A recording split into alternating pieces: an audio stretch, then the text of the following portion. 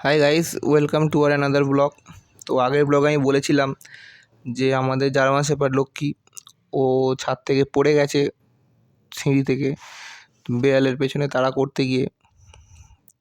তো সবেমাত্র 4 মাস হতে চললো বয়স। তো অনেক কষ্টে কাল পরশুর বাদে আজকে দেখছি একটু হাঁটতে পারছে, নিজে নিজে অনেক হাঁটাচলা করছে।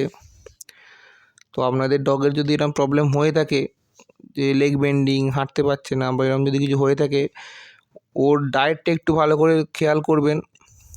ডায়েটে যাতে প্রোটিন আর ক্যালসিয়াম যেন একটু বেশি করে থাকে ডায়েটে। ব্যালেন্স ডায়েট দেওয়ার চেষ্টা করবেন, আর ক্যালসিয়ামটা যেন ডায়েটে অবশ্যই বেশি থাকে। তো আমরা অনেক কেয়ার করেছি, কেয়ার করার পরে আজকে ও এরম উঠে নিজে একটু হাঁটতে পেরেছে, চেষ্টা করছে। ও কদিনের মধ্যেই ঠিক হয়ে যাবে। ওকে ক্যালসিয়াম দিনে 2 বেলা দেওয়া হচ্ছে, প্রোটিন হচ্ছে, আর ডগ ফুড যারা রয়্যাল ক্যানিয়ান খায় ও খাচ্ছে। আর হচ্ছে পারলে দিনে 3 বার একটুখানি যে জায়গাটা ওর কষ্ট হচ্ছে জয়েন্টে বুঝতে পারছেন, ওই জায়গাটা একটু ম্যাসেজের চেষ্টা করবেন। ম্যাসেজ করলে কী হয়, মানুষের যেরকম ভালো লাগে বা আরাম হয়, কুকুরদের ক্ষেত্রেও সেরকমই হয়।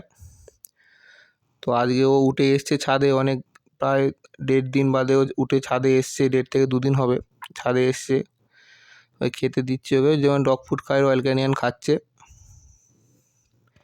এটাই দেখুন, লেগটা মোটামুটি আর 2-3 দিনের মধ্যে আবারও আবার আপনাদের সাথে দেখা হবে। মাঠে ছুটবে, খেলবে, হাঁটবে, আর কদিন বাদেই দেখতে পারবেন। তো দেখুন আপনারা, মানে কালকে রাতে পরশু রাতে এমন হয়ে গেছিলো যে উঠে দাঁড়িয়ে খেতে অবধি পারছিল না, শুয়ে শুয়ে খাচ্ছিল। তো আজকে সেখানে অনেক ঠিক আছে। তো গাইজ আজকে এই অবধিই, দেখা হচ্ছে নেক্সট ব্লগে। ভালো থাকুন, সুস্থ থাকুন।